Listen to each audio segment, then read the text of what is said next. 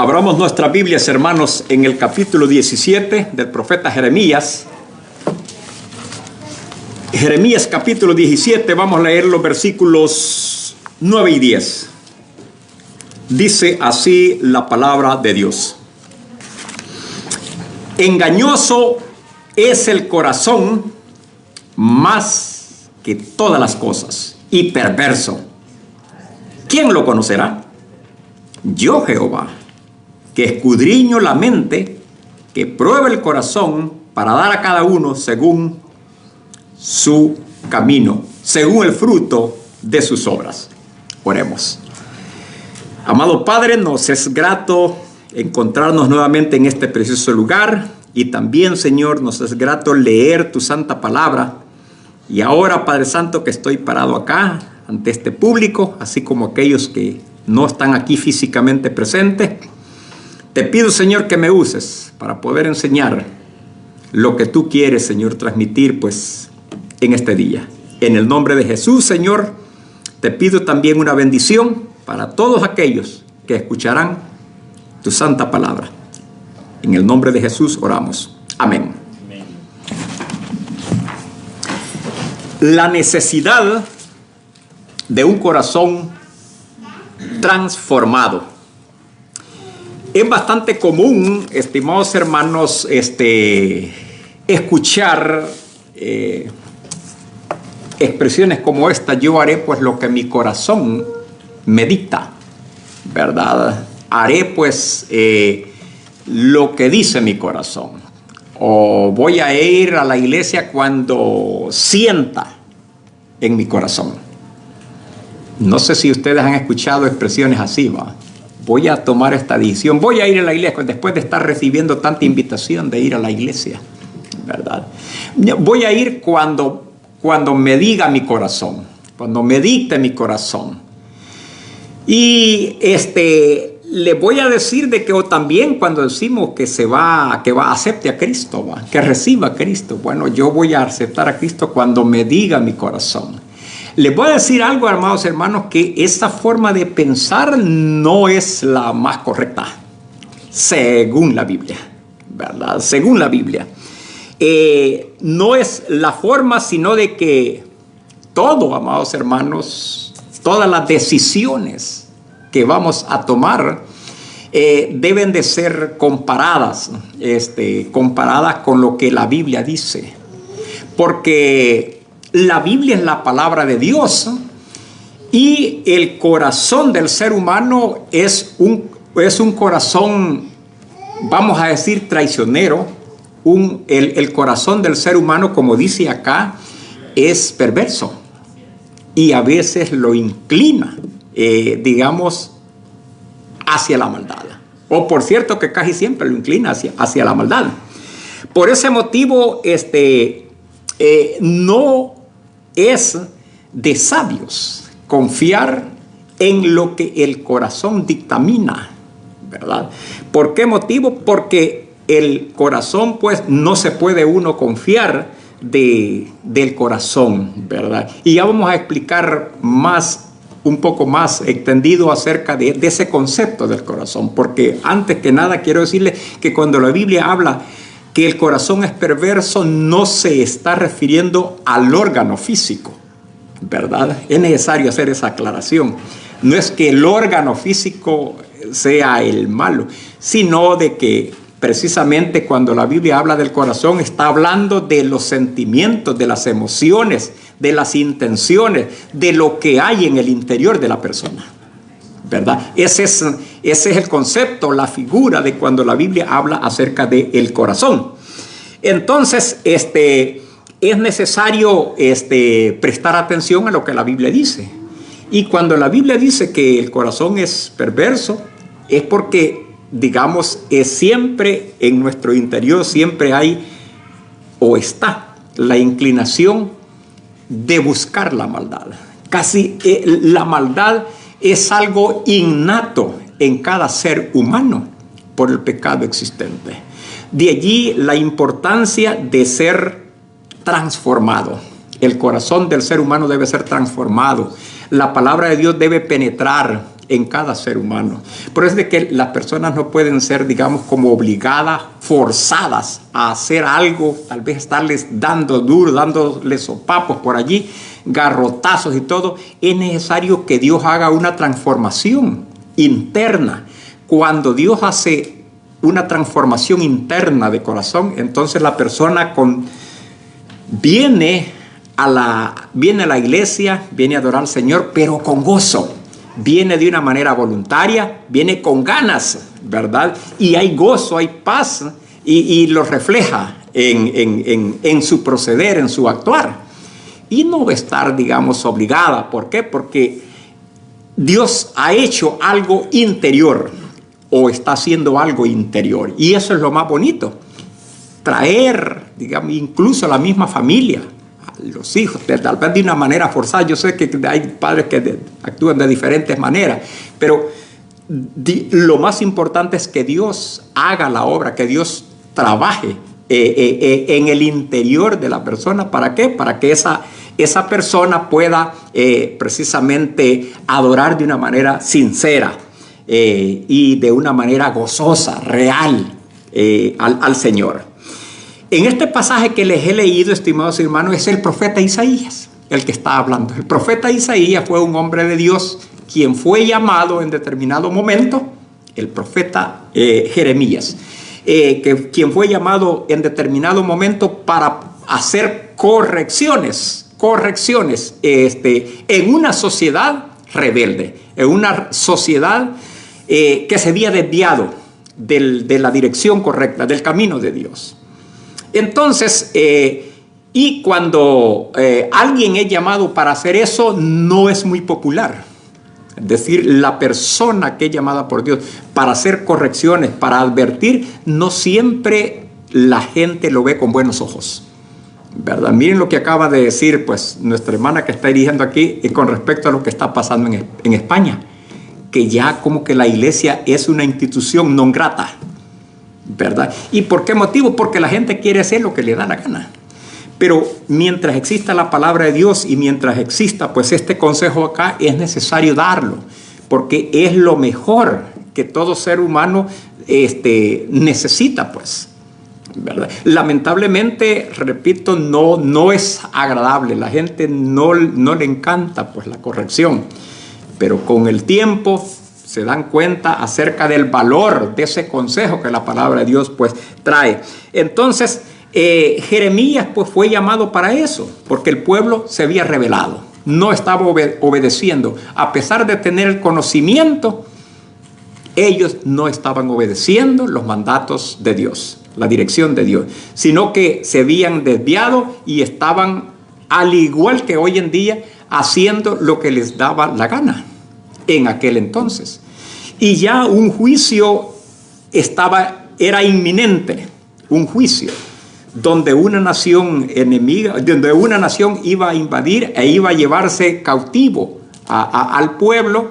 ¿Por qué? Por la desobediencia. Dios iba a utilizar a esa nación, a ese imperio, como un azote, como un instrumento para castigar a su pueblo, y ese era Babilonia. Jeremías le estaba advirtiendo a ellos acerca de que enmendaran sus caminos, pero ¿qué?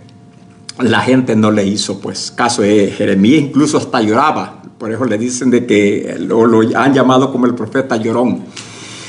Lo llamó al arrepentimiento, pero repito, es como una persona pues cuando se le está diciendo, que puede ser un hijo, ¿va? Que se le está diciendo, le está advirtiendo acerca del comportamiento que está tomando y que debe de hacer los ajustes necesarios, que debe ser corregido, pero por un oído le entra y por otro le sale. Bueno, entonces eso fue lo que pasó, y resulta de que en todo su mensaje el profeta Isaías habla acerca y da a entender que dónde es que radica el problema. El problema de la gente es que tenía un corazón perverso. Fíjense bien como dice el versículo 1. Jeremías 17:1. El pecado de Judá escrito está con cincel de hierro y con punta de diamante, esculpido está en la tabla de ¿dónde? de su corazón y en los cuernos de sus altares. Jeremías está diciendo de que el pecado, cuando hablamos de pecado, estamos hablando de la maldad, de la maldad. El pecado encierra todo. Hablar de pecado es hablar de maldad, ¿verdad? Y dice de que el pecado de Judá era, digamos, el reino del sur. El reino del sur, o sea, siempre es el pueblo de Dios, pero ya en ese tiempo se habían dividido. La nación se había dividido en dos reinos, el reino del sur, que es Judá, y el reino del norte, que era Israel.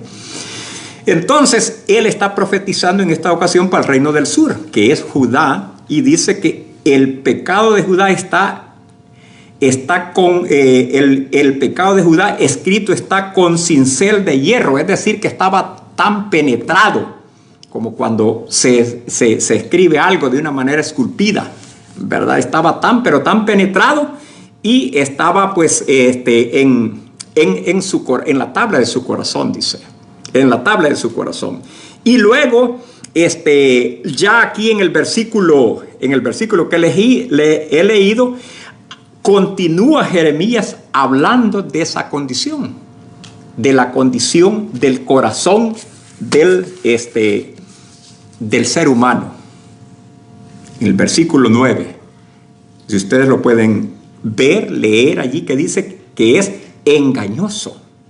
Engañoso es el corazón. Engañoso es el corazón. Hermanos, cuando hablamos de engaño, el engaño es una especie de traición, ¿verdad? Alguien que engaña es alguien que está traicionando. ¿Y quién le gusta ser engañado? A una persona que engaña es una persona a la cual no se le tiene confianza. ¿O quién le va a tener confianza a una persona que engaña? Me recuerdo que antes, yo no sé si todavía existe esto, que en las tiendas, las personas que tienen sus tiendas, venden frijoles, arroz, dulce, etc. Yo no sé si todavía se da esto, posiblemente sí, posiblemente no, pero le dan fiado a algunas personas. Vean, le dan fiado. Varias personas, mire, se lo voy a pagar para tanto. Tal vez algunos no saben de esto, digamos los más jóvenes, pero los mayores nos damos cuenta de esto, que las personas llevan de fiado algo. No sé cuántos lo saben. Pero el dueño de la tienda o la dueña de la tienda no se confía de aquel que no paga, de aquel que la engaña. Te le voy a pagar tal día. Y está esperando a aquella persona. La dueña de la tienda está esperando a aquella persona que llevó todos los víveres y no vuelve. A veces con lo que termina es hasta con volverse enemigo de ella. Es decir, la ha traicionado. Es una persona que ha engañado. Entonces no se le tiene confianza. Por lo tanto, más o menos así es como la Biblia compara el corazón. El corazón no es de tenerle confianza al corazón de uno mismo. Porque dice aquí, engañoso. Fíjense bien lo que dice el versículo 9. Engañoso es el corazón más que todas las cosas. No podemos confiarnos, por lo tanto, estimados hermanos, de nuestro corazón. Porque es engañoso, ¿verdad? Es engañoso. El corazón, nuestro corazón es... Y repito, es necesario que quede bien claro esto, bien penetrado, que cuando se habla del corazón no se está hablando en sí, en el órgano físico de uno, ¿verdad? No, sino que cuando la Biblia habla del corazón se está refiriendo a todo el cúmulo de sentimientos, ¿verdad? De las emociones, de lo que hay en el interior del ser humano, de lo que piensa. Casi siempre está pensando en hacer la maldad, a menos que esté transformado el corazón, que ya va a pensar de una manera diferente. De allí, estimados hermanos, el corazón casi siempre está pensando, digamos, en la maldad. ¿Por qué? Porque es engañoso, dice, y además, dice allí, perverso. Es perverso. ¿Y qué es lo que está implicado en la palabra perverso? La palabra perverso también es un sinónimo, es una figura de ¿qué? De maldad. La palabra perverso Cuando hablamos de la perversidad, estamos hablando de la maldad. Le puedo describir una persona perversa, hermanos, tiene un montón de manifestaciones o actúa de muchas maneras. Por ejemplo, una persona perversa es una persona que causa daño, ¿verdad? Nunca una persona perversa va a querer fomentar el bien. Una persona no va a querer fomentar el bien. Una persona perversa se goza del sufrimiento ajeno. Es ególatra. Es narcisista. Una persona. Es una persona que le gusta siempre que lo admiran, que lo admiren, que lo aplaudan. Es una persona que siempre quiere justificar sus acciones. Toda esta, ustedes pueden leerlo en el diccionario, hermano. Esta palabra es bien extensa. Es una persona manipuladora. Una persona perversa es una persona manipuladora. Tiene, repito, el sentimiento de superioridad. Quiere que lo admiren siempre. Y siempre está pensando en la maldad. Ese es digamos, el proceder de una persona perversa. Entonces, la Biblia describe al corazón del ser humano como engañoso y perverso. Y por ende, no podemos confiar en él. No podemos decir lo que dicte mi corazón, puede ser lo que me dice mi corazón. Hay que tener bastante cuidado.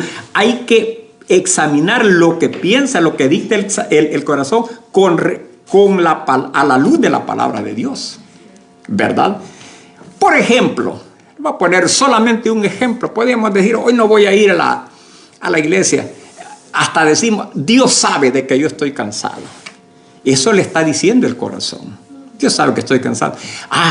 Pero ¿qué dice la Biblia al respecto? La Biblia dice, no dejen de congregarse como algunos tienen por costumbre.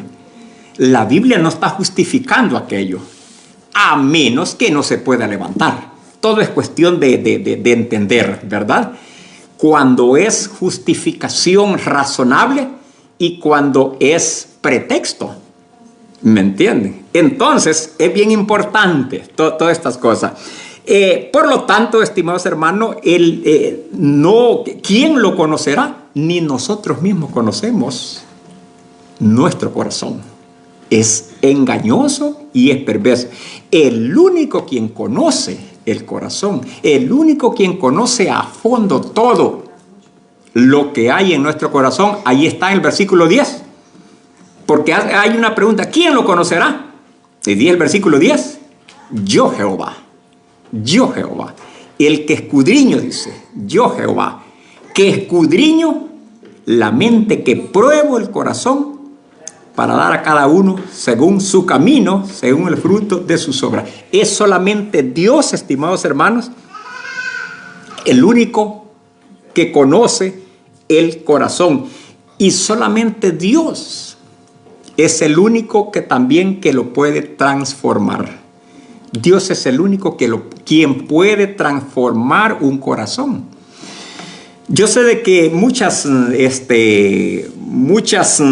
acciones que se llevan a cabo acá como terapias, consejos, todas esas cosas son importantes cuando ante un comportamiento, ante un proceder que está teniendo una persona, un joven, un adulto, va ir a determinado lugar para recibir algún consejo, alguna advertencia, alguna amonestación. Todas estas cosas son bien importantes. Pero lo más importante es precisamente que Dios transforme el corazón. Cuando Dios hace la obra, entonces va a ser una obra perfecta, va a ser una obra, hermanos, bien profunda, porque Dios se va a ir a la raíz del mal.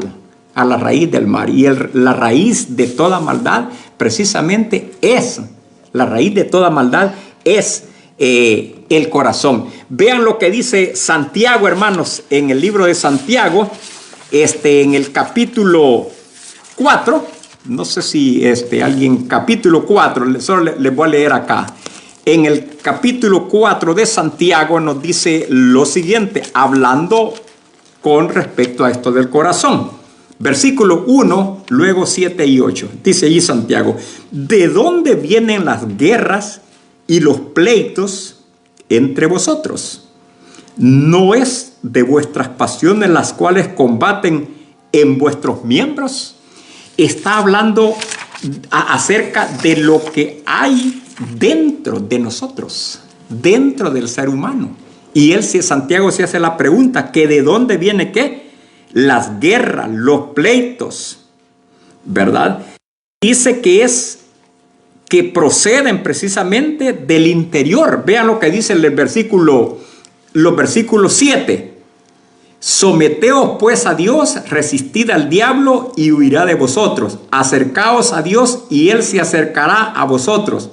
Pecadores, limpiad las manos, y vosotros los de doble ánimo, purificad ¿qué? Vuestros corazones. Es decir, que Santiago está relacionando el versículo 8 con lo que acaba de decir aquí en el versículo 1, ¿verdad? Lo está asociando.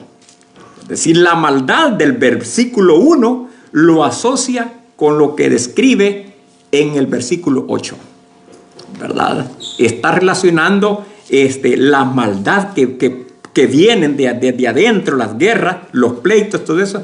Dice que vienen desde adentro. Y acá habla acerca de purificar vuestros corazones. El corazón, por lo tanto, amados hermanos, cuando se habla del corazón, se está hablando acerca de eso, digamos, de la maldad que hay en el interior de cada uno, ¿verdad? Y de allí la necesidad de ¿qué? La necesidad de ser transformados, ¿verdad? De ser transformados. Solamente Dios, estimados hermanos, es el único quien puede hacer ese trabajo, el de transformar a una persona. Y es necesario. La transformación es bien, pero bien necesario. Una sociedad transformada va a ser una sociedad diferente, porque nadie va a querer desear el mal del otro, nadie va a envidiar al otro, nadie va a querer quitar el puesto al otro en el trabajo, nadie va a querer, quererse pasar por encima del otro, ¿verdad? Nadie va a querer hacerle daño, mal al otro, cuando hay un corazón transformado. De allí el tema, la necesidad de un corazón transformado. Es necesario. Dios es el que hace eso. En el capítulo 16:8 dice la Biblia que cuando venga el Espíritu, entonces Él iba a convencer al hombre de pecado, de justicia y de juicio. Es decir, el Espíritu Santo es el que hace el trabajo. Es un trabajo misterioso, es un trabajo, es resultado de la acción pues, de Dios. El Espíritu Santo es el único quien puede transformar a los niños, todo este montón de cipotes que andan matando gente ahí a veces en las escuelas. Vean, solamente ellos necesitan un corazón transformado. Las medidas que se toman como, lugares de corrección son importantes, pero no es todo. Dios quiere que... Hay un niño, estuve escuchando en un programa en cierta ocasión que una madre le decía al niño que se sentara, siéntate, le decía. No, aquí me voy a estar parado, le dijo. Siéntate, le decía la mamá. Aquí me voy a estar parado, le decía. ¿Te vas a sentar o qué? Entonces dijo el niño, vino y se sentó. Me voy a sentar, dijo, pero en mi mente estoy parado, decía. O sea, que realmente, ¿por qué? Porque no tenía un corazón transformado. Es necesario, cualquiera pueden someter a una persona y allí adentro, en la cárcel, donde quiera que estén, allí van a estar, aunque lo están corrigiendo, pero siempre va a haber, aquella maldad. Aunque estén sometidos allí, siempre va a haber aquella maldad. ¿Por qué? Porque el problema radica en el corazón, ¿verdad? Radica precisamente en el corazón. Por eso la importancia de la necesidad de un corazón transformado. Dios conoce, estimados hermanos, es el único pues que conoce nuestro corazón. Dios es el que conoce todo lo que hay en nuestro interior. Dios no solamente conoce las acciones, de nosotros, sino que conoce las intenciones también. ¿No sé si me explico? Dios no solamente conoce las acciones, sino que conoce las intenciones. Ustedes tal vez ya lo han leído o lo han oído, que en cierta ocasión Jesús se encontraba en casa de un hombre llamado Simón. Y allí llegó una mujer a enjugarle los pies, a lavarle los pies y enjugárselo con el cabello. Y entonces el hombre, Simón, estaba criticándola sin hablar, solo con los pensamientos. Si ustedes quieren leer eso en sus casas, está, estimados hermanos, en Lucas capítulo 7, versículo 36 al 48. Allí está esa historia donde el Señor Jesucristo pudo ¿qué? Pudo detectar las intenciones que habían en el interior de Simón. Dijo, si este fuera profeta, supiera quién es esta mujer, que es una cualquiera, ¿vea? Porque el Señor Jesucristo pues le había pues perdonado los pecados a aquella mujer. Allí está en Lucas 7, 36 al 48, allí está, estimado, porque Cristo era Dios encarnado y conocía lo que había en el interior. Jesús sabía lo que Simón estaba pensando. Dios sabía, no había hablado una palabra a Simón, pero Dios ya conocía qué es lo que había. ¿Se dan cuenta cómo es Dios? Entonces Dios nos conoce a nosotros. Allí en el Salmo 139, 1 al 4, les voy a leer parte de eso, hermanos. Salmo 59, 139, versículos del 1 al 4 dice lo siguiente. 139 del 1 al 4 dice: Oh Jehová, tú me has examinado y conocido. Tú has conocido mi sentarme y mi levantarme. Has entendido desde lejos mis pensamientos. Miren, has escudriñado mi andar y mi reposo, y todos mis caminos te son conocidos. Pues aún no está la palabra en mi lengua, y he aquí, oh Jehová, tú la sabes toda. ¿Cómo la ven ustedes? Dios conoce todo, ¿verdad? Y si Él dice que que no nos debemos confiar de nuestro corazón, entonces hay que obedecer. Hay que confiar en lo que dice su palabra y hacer lo que dice su palabra, ¿verdad? Porque, por ejemplo, una persona que yo voy a ir, pues, más después voy a recibir a Cristo, o voy a creer en Cristo más después. Pero la Biblia dice: hoy es el día de salvación. Si escuchares hoy su voz, no endurezcáis vuestro corazón.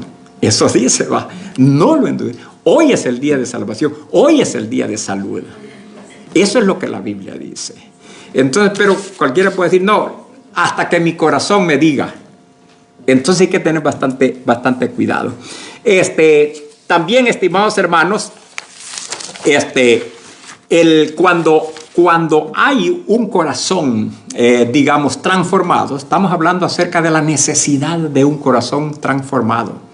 Y ya Jeremías ha descrito al corazón como engañoso y perverso. Y por ende la necesidad de ser transformado. Y nos dice aquí en el versículo 10, siempre de Lucas, de Jeremías 17, que solamente Dios es el único que conoce el corazón y que Él lo puede componer. Entonces, ya cuando Dios compone un corazón, estimados hermanos, ya va a ser una persona que va a caminar pues distinta, ya, ¿verdad? Acá en el capítulo 10 de Romanos, que también lo leímos, hermanos, en el capítulo 10 de Romanos, vamos a ver algo por acá. Está hablando acerca de cómo el apóstol Pablo está asociando ya lo que es la mente con el corazón, ¿verdad? La mente con el corazón. Dice en el capítulo 10, versículo del 1 en adelante. No, capítulo 12 es. Así que, hermanos, os ruego por las misericordias de Dios que presentéis vuestros cuerpos en sacrificio vivo, santo, agradable a Dios. ¿Está hablando de qué? Está hablando de una entrega, Pero también nos dice el versículo 2, no os conforméis a este siglo, sino que dice transformaos. Estoy hablando de lo que es una transformación. Transformaos por medio de la renovación de vuestro entendimiento. Cuando Dios transforma el corazón, entonces va a renovar nuestro entendimiento, nuestra forma de pensar. Lo va a transformar. Pablo está asociando, digamos, la mente con el corazón. Porque antes dije, con el corazón se maquinan todas las cosas. Nosotros sabemos hoy en día que es el cerebro el que hace este trabajo. Pero en el lenguaje hebreo precisamente lo presenta como que es el corazón, ¿verdad? Como que es el corazón el que maquina todos los pensamientos. Aunque, digamos, científicamente es el cerebro quien hace eso. Y el apóstol Pablo está asociando, repito, la mente, el entendimiento, con lo que Jeremías está diciendo. No os conforméis, dice aquí en el versículo 2 de Romanos 12, no os conforméis a este siglo, sino transformaos por medio de la renovación de vuestro entendimiento, para que comprobéis cuál sea la buena voluntad de Dios, agradable y perfecta. El apóstol Pablo, repito, está hablando de un cambio que debe haber, También allí en el versículo 3 dice, digo pues por la gracia que me es dada a cada cual que está entre vosotros, que no tenga más alto concepto de sí del que debe tener. ¿Por qué estoy leyendo esto? Lo que dice el versículo 3 del capítulo 12 de Romanos tiene que ver también con lo que dice Jeremías 17:9. ¿Por qué motivo? Porque el capítulo 12, versículo 3 de Romanos, amados hermanos, está hablando de una actitud que ya no existe en un corazón transformado. Dice allí, digo pues por la gracia que me es dada a cada cual que está entre vosotros, que no tenga más alto concepto de sí que el que debe tener. Es decir, no se debe de creer grande, pues. No se debe de creer el importante, el mandamás, el que lo puede todo. Aquí dice que no tenga más alto concepto del que debe tener. Y un corazón transformado ya no va a pensar así. Si sigue pensando así, se duda que haya sido transformado ese corazón. Se duda de que haya sido.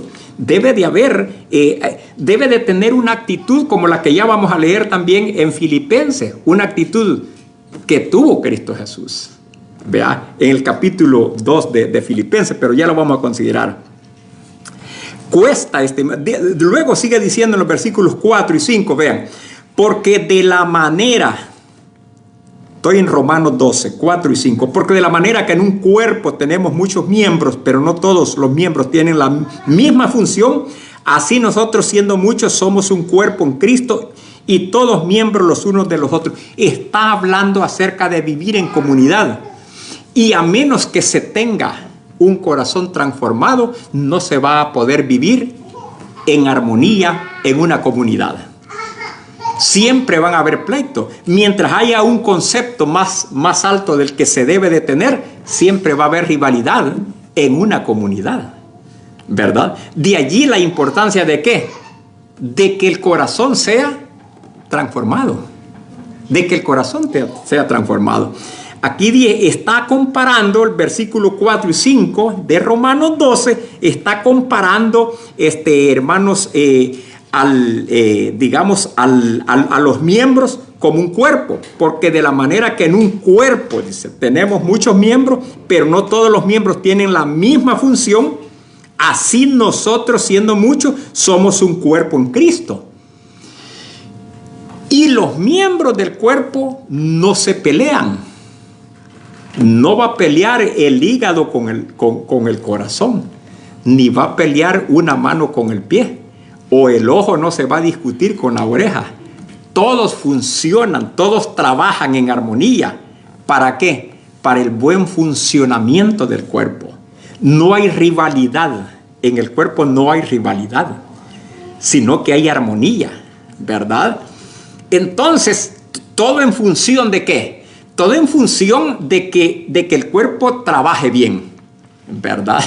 Entonces, cuando un corazón, no me salgo del tema, cuando un corazón no está transformado, entonces va a haber rivalidad, no va a haber armonía, no va a haber unidad y no se va a reflejar el comportamiento en la iglesia, en el pueblo del Señor, como un cuerpo. No se va a reflejar. Mientras haya rivalidad, mientras haya división, ¿verdad? Solamente un pueblo, ¿verdad?, con corazones transformados es que pueden vivir acorde a cómo un cuerpo funciona, a cómo el cuerpo de un ser humano funciona, ¿verdad? Que no se discuten, el ojo no se va a discutir con la lengua. La lengua tiene su función y el ojo tiene la suya, ¿verdad? También, digamos, y todos los órganos que tenemos, que yo no los conozco todos, pero todos los órganos que nosotros tenemos tienen una función y estos no se pelean con los otros. Están lejos, digamos, el dedo gordo, tan importante que es, hermano, aunque a veces no lo es tan, pero tan importante, hermanos, el ojo, el dedo, como los ojos, ¿verdad? Y quítenle este dedo que dicen de que no se puede caminar bien si se le quita ese dedo gordo a uno. Pero ese dedo gordo está desempeñando su función allí, no va a ir a pelear con los ojos. Vean, ni los ojos van a desempeñar su función. Entonces no se pelean, no hay unidad. Y de eso es lo que está hablando acá, acerca de la armonía que debe haber. Y la armonía, la unidad va a existir dentro del pueblo de Dios y dentro de una sociedad que tenga un corazón transformado. Dice allí el versículo 6 y 8, vean, siempre Romanos 12, de manera que, teniendo diferentes dones según la gracia que nos es dada, si el de profecía, úsese conforme a la medida de la fe, el de servicio en servir o el que enseña en la enseñanza. Está hablando de que en un cuerpo todos sirven. Es decir, no se estorban, sino que sirven. Sirven y no es, estimados hermanos, no es para sobresalir, ¿verdad? Hay personas que hacen las cosas ¿para qué? Para sobresalir. Cuando una persona está con una actitud así, que hace las cosas solo para que lo vean o para que la vean, para ser aplaudido, necesita un corazón transformado. Porque se trata de, repito, de servir y no de destacar, ¿verdad? Una cosa es servir y otra cosa es que lo destaquen a uno, ¿verdad? Sentir que lo aplauden, o sea, desear que lo aplauden. No es para, repito, para que lo admiren, sino que es para servir. No para sobresalir, sino para servir. Por eso está hablando aquí de qué, de los diferentes dones. El capítulo 5, el versículo 6, ¿verdad? Acaba de estar hablando del cuerpo y del trabajo que estos desempeñan. Y eso pasa en la iglesia. Entonces, está hablando del servicio que debe de haber dentro del pueblo del Señor. Y cuando en una iglesia hay gente así que sirve de una manera no para que lo admiren, no para sobresalir, sino que la única intención que tiene es de servir. Está demostrando que tiene un corazón transformado. Un corazón transformado. Aquel que quiere sobresalir da la pauta para pensar de que ese corazón no ha sido transformado, porque está haciendo aquello para sobresalir y no tanto para servir. Me explico, ¿verdad? Por eso el apóstol Pablo está hablando acerca de la actitud, de los frutos, del resultado que hay en un corazón transformado, ¿verdad? En un corazón transformado, en un pueblo transformado, en un pueblo con corazones transformados va a haber unidad, va a haber armonía, va a ser como el cuerpo. Y en un corazón transformado hay o lo caracteriza. En un corazón transformado es caracterizado, ¿por qué? Por el amor. Vean lo que dice el versículo 9 de Romanos 12. El amor sea sin fingimiento. Amaos los unos a los otros con amor fraternal. En un corazón transformado va a existir ese ingrediente, el ingrediente del amor. Y ustedes bien saben lo que significa el amor. Cuando hay amor, no se le va a querer desear el mal al otro. No se le va a querer echar zancadilla al otro. Vean, no se le va a querer traicionar al otro. No. En un corazón transformado, y con esto finalizo, estimados hermanos, va a haber lo que dice. Se va a reflejar la actitud, la vida o el comportamiento, el carácter de Cristo lo va a reflejar, ¿verdad? El apóstol Pablo aquí en el capítulo 2 de Filipenses está presentando la actitud, el carácter de Cristo como ejemplo para el pueblo de Dios. Versículos 5 y 6 de Filipenses. En el versículo, empezando desde el versículo 3, Filipenses 2:3 dice: nada hagáis por contienda o por vanagloria, antes bien, dice allí, con humildad, estimando cada uno a los demás como superiores a él mismo. Es decir, yo siempre voy a ver a cada uno de ustedes como superior a mí. Y ustedes tienen que verme a mí como superior a ustedes también, porque esto debe ser recíproco. Lo que nuestra hermana tiene o hace, la habilidad que ella puede tener, yo no la tengo. Por lo tanto, ella es superior. Yo no voy a, digamos, yo no tengo la habilidad que tiene mi hermano Juan. Yo no tengo la habilidad que tiene mi hermano mi hermano Israel. Yo no tengo la habilidad que tiene mi hermano Pedro. Ellos tienen sus habilidades. Por lo tanto, el hermano Ilson tiene sus habilidades. Hermanos, tienen unas habilidades que yo no las tengo y por lo tanto yo debo de verlos a ellos como superiores a mí. Como tal vez yo tengo algo que tal vez ellos no tienen. A veces el hermano Andrés dice que me admira a mí porque como yo aguanto tanto sol. Y ahí, bueno, Dios me da la fortaleza. Entonces, él, en ese sentido, él debe verme como superior. Como yo veo a él, digamos, yo lo veo a él superior a mí porque él tiene algo que yo no tengo. Cuando uno está viendo al otro como superior, eso significa que uno se está bajando y está exaltando al otro, ¿verdad? Entonces allí no va a haber pleito. Pero cuando yo quiero estar por encima del otro, ya el otro no le va a gustar y empiezan los combates. Por eso dice ahí el versículo 3: nada hagáis por contienda o por vanagloria, antes bien con humildad, estimando. Uno debe estimar, ¿verdad? Cada uno a los demás como superiores a él mismo. A él mismo. Cuando nosotros, eso significa, ¿qué hizo el Señor Jesucristo? ¿Saben lo que hizo el Señor Jesucristo? El Señor Jesucristo vino y lavó los pies de sus discípulos. ¿Por qué? Porque Él se bajó. Y para Él, a alguien que le estaba lavando los pies, el que era lavado era superior a quien lavaba. Porque quien lavaba los pies eran los esclavos. Las personas que la sociedad los tenía pues en baja estima. El Señor Jesucristo hizo eso. Versículo 4: no mirando cada uno por lo suyo propio, sino cada cual también por lo de los otros.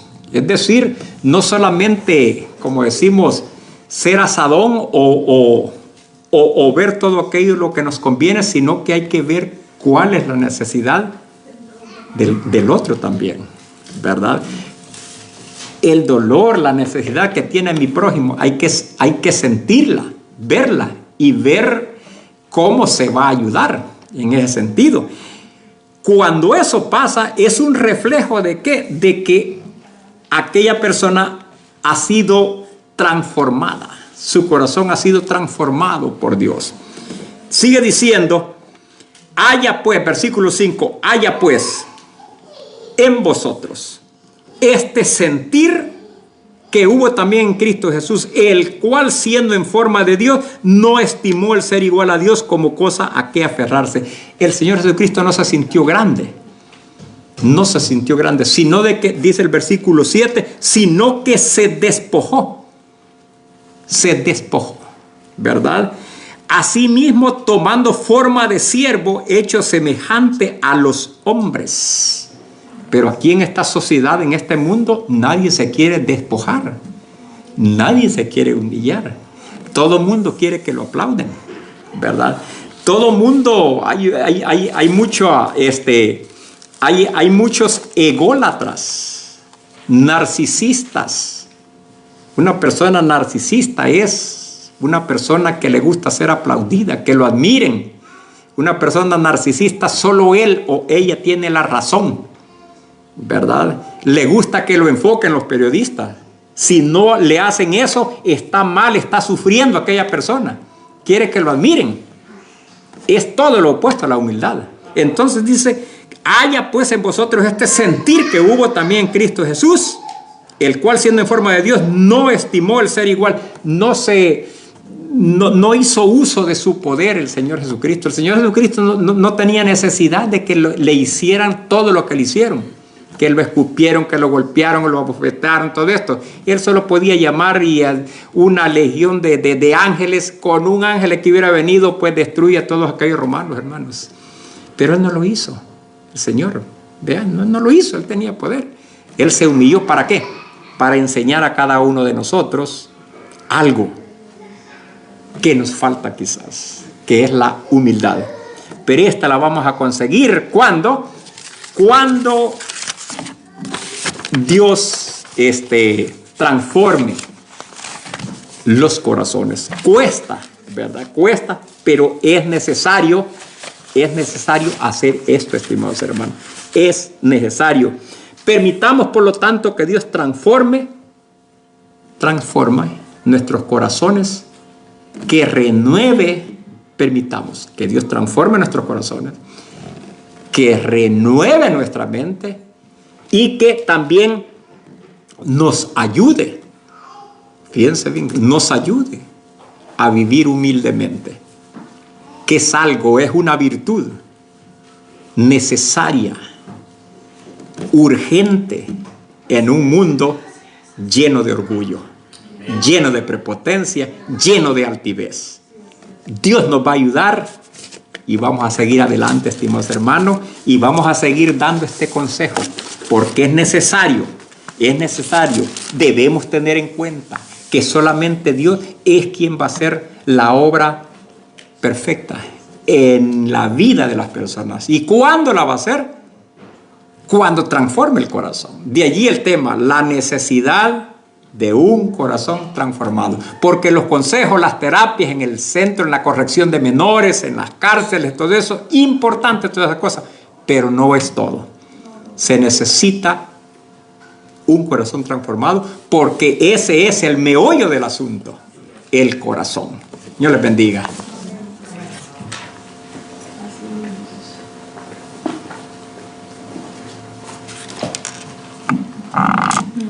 Gracias, pastor, por la palabra que ha traído en este día, y siempre pidiendo al Espíritu Santo que nos ayude a retenerla y a ponerla en práctica. Que la lección verídica de este día, que se encuentra en sus boletines, dice: para ser diferente y agradar a Dios, deja que Él cambie tu corazón pues solamente un corazón transformado refleja a Cristo por fuera. Amén. Amén. Así es. Y vamos a entonar el último canto de este servicio, que es Tuyo soy Jesús, 347.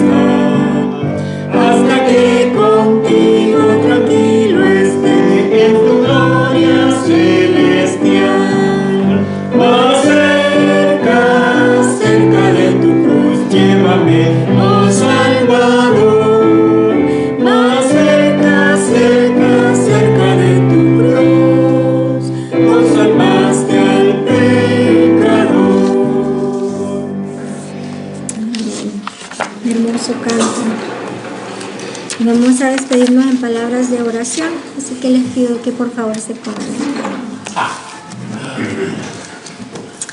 Padre, le damos las gracias por este momento tan precioso que nos permite compartir, este momento donde hemos sido llenos de su palabra, donde hemos podido cada uno de nosotros venir delante de usted y rendir ese tributo, este servicio para honrar y glorificar su santo y bendito nombre. Agradecemos, mi Dios, sus bondades y lo bueno que ha sido para con cada uno de nosotros de darnos este privilegio de ser llamados sus hijos. Gracias, mi Dios, por todo lo que usted, mi Dios, hace en cada uno de mis hermanos, por su palabra que hemos escuchado y también, Padre, pedimos que sea usted que nos recuerde por medio de su Espíritu la palabra que hemos aprendido este día para ponerla por obra, mi Dios. Sabemos que solamente con su ayuda podremos hacerlo y vivir una vida conforme a su voluntad. Sí, Padre, llévanos con bien a nuestros hogares, bendiga a cada uno de mis hermanos y los hermanos que no se pudieron hacer presentes este día, bendígales, ayúdeles y permítales, mi Dios, si es su voluntad, que el próximo domingo podamos reunirnos todos juntos para adorar su nombre. Todo esto, Padre, lo pedimos en el nombre de nuestro Señor Jesucristo. Amén.